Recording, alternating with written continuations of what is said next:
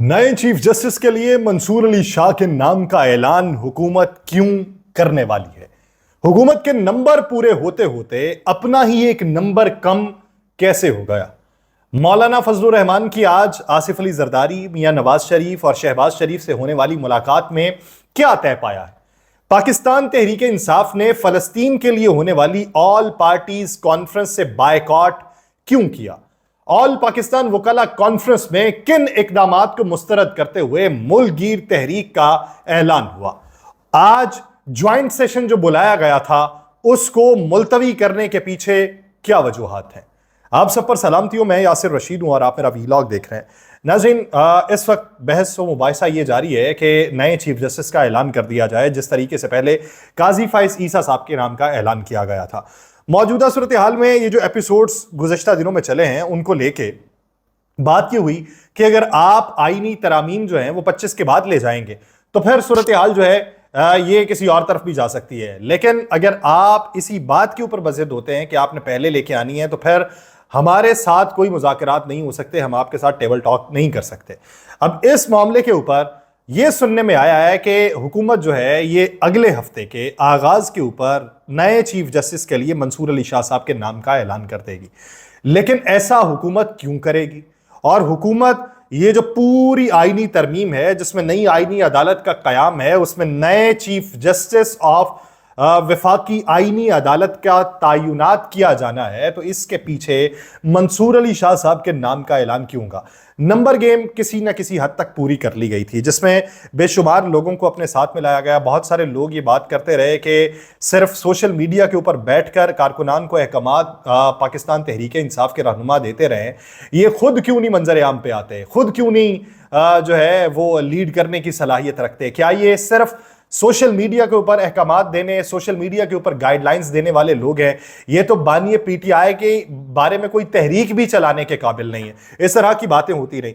ये सारे मंजरनामे में हमें ये देखने को मिला था कि कुछ रहनुमा जो हैं वो पाकिस्तान तहरीक इंसाफ की तरफ से तोड़ लिए गए, यानी सुन्नी इत्तेहाद काउंसिल की तरफ से, और 9 के फिगर का तज़किरा किया जा रहा था कि 9 अफराद जो हैं वो उनकी जानिब से तोड़ लिए गए।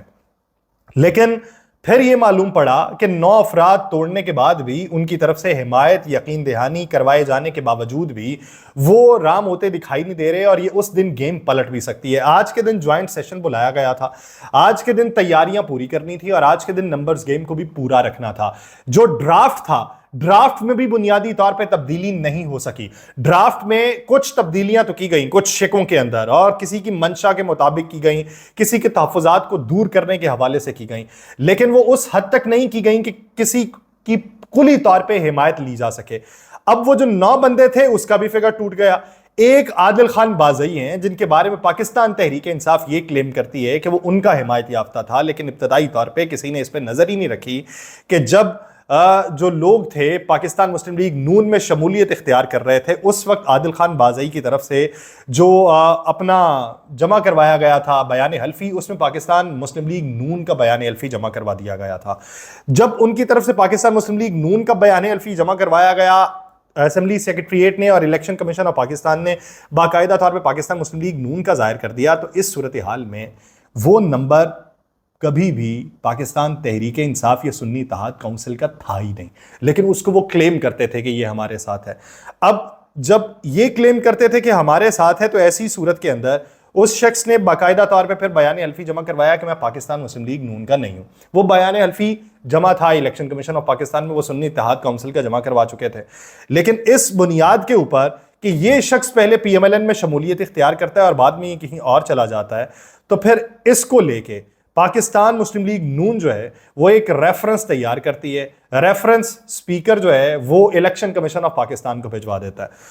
आदिल खान बाज़ई अपने आप को उन लोगों में शुमार करते हैं जिन लोगों के लिए मखसूस नशिस्तों के फैसले के बाद यह इख्तियार था कि वो 15 दिन में किसी पार्टी के अंदर शमूलियत इख्तियार कर सकते थे। और वो गेम जो थी वो उस वक्त से शुरू थी जब वो जीत के मंजर आम पे आए थे। उन्होंने इस हैसियत में वो जमा करवाया हुआ था, लेकिन पाकिस्तान मुस्लिम लीग नून ने इसे फ्लोर क्रॉसिंग समझा, और फ्लोर क्रॉसिंग समझते हुए इलेक्शन कमीशन ऑफ पाकिस्तान को रेफरेंस भिजवाया। उन्होंने वो रेफरेंस मंजूर कर लिया। अब डी सीट होने के बाद वो सीट जो है वो खाली हो जाएगी। यूं एक नंबर जो है वो हुकूमत का अपना कम हो गया।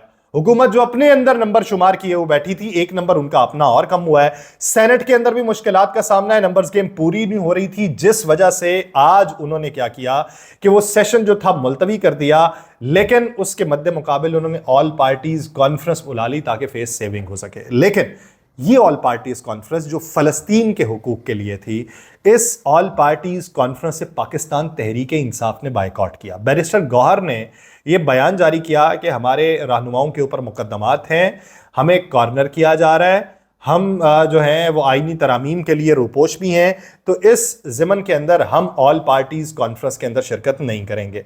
एक तरफ पाकिस्तान तहरीक इंसाफ ने अपने आप को महफूज बनाने के लिए और अपने अराकीन को महफूज बनाने के लिए, कि जिस तरीके से शेख वकास अकरम ने एक वजाती बयान जारी किया था कि क्यों वो मंजर आम पे नहीं है, क्यों सोशल मीडिया के ऊपर बैठ कर ही गाइडलाइंस दी जा रही हैं, तो उन्होंने इस पर तौजीहात ये बयान की थी कि हमारे लोगों के ऊपर प्रेशर है, आईनी तरमीम के हवाले से नंबर गेम वो पूरी करना चाहते हैं, हमारे लोगों को तोड़ना चाहते हैं, वो नाहल हो जाएंगे, उस नाहली से बचने के लिए, प्रेशर से बचने के लिए वो रूपोश हैं, महफूज मकामात पे हैं, जब जरूरत पड़ेगी तो सामने आ जाएंगे। और ये तमाम जो चीजें हैं ये बानिए पाकिस्तान तहरीक इंसाफ के हुक्मनामे के बाद हो रही हैं, तो इसलिए हम रूपोश हैं या इसलिए हम मंजर आम से गायब हैं। अब इसको बुनियाद बना के पाकिस्तान तहरीक इंसाफ ने ऑल पार्टीज कॉन्फ्रेंस का बायकॉट कर दिया।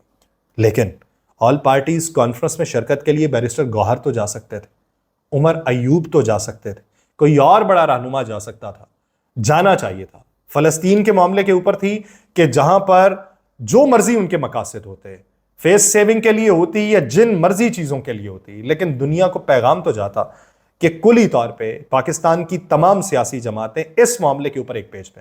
आपको लाख तहफ़्फ़ुज़ात हैं, कुदूरतें हैं, उनके साथ बैठना आप गवारा नहीं करते, लेकिन ये बात थी मुस्लिम उम्मा के हवाले से। आपसी मामलात जो हैं वो आपस के रहने चाहिए, अंदरूनी मामलात अंदर के रहने चाहिए। अगर आपको ये खदशात थे कि इस बहाने बुला के ये हमारे पूरे अमल को सबूताज कर सकते हैं, हमारे हिफाजती हिसार को तोड़ सकते हैं, हमारे लोगों को बैठा सकते हैं, एक बंदा नुमाइंदगी के तौर पर चला जाता, कोई एक बंदा जिसके बारे में आप ये कह सकते थे कि चले ये बंदा गया है तो इस बंदे के जाने से कोई फर्क नहीं पड़ेगा। आप किसी ऐसे शख्स को भी भिजवा सकते थे जो शख्स जो था कौमी असम्बली का मेंबर ना होता। आप बताते, वो कहते अगर जाने की इजाजत ना देते तो वो कहते कि मेंबर कौमी असम्बली हो तो उसे हम बुला सकते हैं, ये पार्लियामान की नुमाइंदगी इसके अंदर है। लेकिन आप तौजीह के तौर पे तो कह सकते थे कि हमारे ऊपर प्रेशर था इसलिए हमने नुमाइंदगी के तौर पे सारी चीज़ों को पसे पुश डाल के भिजवाया। लेकिन ये चीज़ जो पाकिस्तान तहरीक इंसाफ की तरफ से नहीं हुई, अब पाकिस्तान तहरीक इंसाफ को ये समझना चाहिए कि इस मौके के ऊपर इस चीज़ को लेके अब एक पूरा नैरेटिव बनाया जाएगा। वो किस हद तक हकायक के ऊपर मबनी है या किस हद तक हकायक के बिना बनाया जाता है, लेकिन ये पाकिस्तान तहरीक इंसाफ के बारे में बनाया जाना है।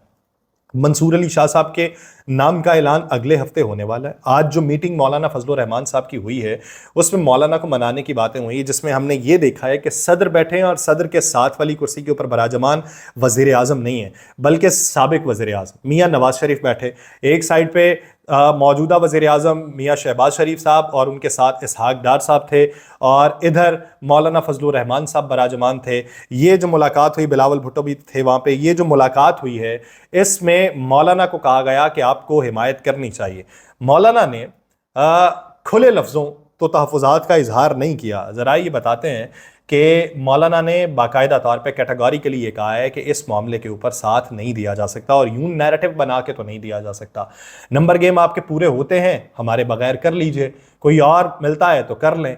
जहाँ तक बात है मुखालिफत की, तो वो मुखालिफत सड़कों पर आपको देखने को नहीं मिलेगी। ये बात जो की गई है, अब इसकी तायीद या तरदीद जो सामने आनी है वो हकाइक को बयान करेगी। लेकिन ज़रा ये बताते हैं, अब इसमें मौलाना फजलुर रहमान साहब हिमायत खुद जो है वो नहीं करेंगे। उनकी तरफ से ये है कि अगर हमारी जमात के कोई मेंबर आपकी हिमायत करते हैं तो ये है कि आप उनसे करवा लें, बाकी डिस्क्वालिफिकेशन होनी है तो वो देखी जाएगी।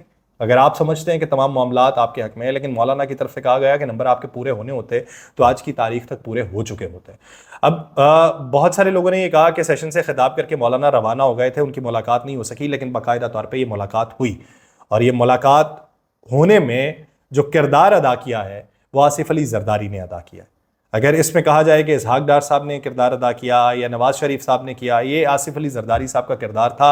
मौलाना फजलुर रहमान साहब को वहां पे बिठाया गया, मुलाकात करवाई गई, लेकिन नंबर गेम फिर पूरे नहीं हुए। और बात ये हुई कि चलें किसी तरीके से कौमी असम्बली में आप नंबर पूरे भी कर लेते हैं, तो सेनेट का मामला जो है वो आप अपने हक में कैसे करेंगे। आपके अपने अराकीन के बारे में बात यह है कि वो जो है वो अवाम की नब्ज समझ चुके हैं, और वो 2 अराकीन जो आपके हैं वो खुद बाइकआउट का ऐलान कर चुके हैं कि अगर आईनी तरमीम होगी तो बाइकआउट नहीं होगी। इस ज़मन के अंदर ये टेस्टर है कि किसी ना किसी तरीके से राम करना है, किसी बड़ी तहरीक से बचना है, तो मंसूर अली शाह साहब के नाम का ऐलान कर दिया जाए। तो उम्मीद की जा रही है कि अगले हफ्ते मंसूर अली शाह साहब के नाम का ऐलान कर दिया जाएगा। बज़ाहिर ये ऑल पार्टीज कॉन्फ्रेंस थी फ़लस्तीन के मामले के ऊपर, लेकिन उस कॉन्फ्रेंस के बाद, तकारीरों के बाद, मुलाकात के अंदर बाकायदा तौर पर ये चीज़ें डिस्कस हुई। और कुछ लोग कहते हैं ये मुलाकात बाद में नहीं हुई, ये मुलाकात उन तकारीरों से पहले हुई हैं। जो लोग ये बात कर रहे हैं कि मौलाना सेशन से खिताब करके रवाना हो गए, उनकी बात में भी सदाकत है, ये मुलाकात उससे पहले हो चुकी थी। लेकिन जो भी ये पहले हुई या बाद में हुई, मुलाकात हुई जरूर। अब इस ज़मन में एक तरफ ये बातें हैं आईनी तरमीम को लेके, तो दूसरी तरफ आज ऑल पाकिस्तान वकला कन्वेंशन हुई, जिसमें इस बात का इजहार किया गया कि हम उन 6 जजेस के साथ हैं जिन 6 जजेस ने खतूत सुप्रीम कोर्ट को लिखे थे। उन 6 जजेस की हम हिमायत करेंगे। इस जुडिशल आईनी पैकेज को हम मुस्तरद करते हैं। ये जमहूरियत के खिलाफ है, ये जजेस की हुर्मत के खिलाफ है, ये जजेस के इख्तियारात के खिलाफ है, ये तमाम इख्तियारात सलब कर लेना चाहते हैं। हम मुल्कगीर एक तहरीक का ऐलान करेंगे अगर हुकूमत की तरफ से ऐसा इकदाम उठाया गया। तो अगर हुकूमत इस बारे में इकदाम उठाने का प्लान करती है, तो एक तरफ वकला की तहरीक होगी, एक तरफ पाकिस्तान तहरीक इंसाफ की तहरीक होगी, और कहीं ना कहीं पे मौलाना उस तहरीक के अंदर शामिल ज़रूर होंगे, वो चाहे हिमायत करके हों या हिमायत के बगैर।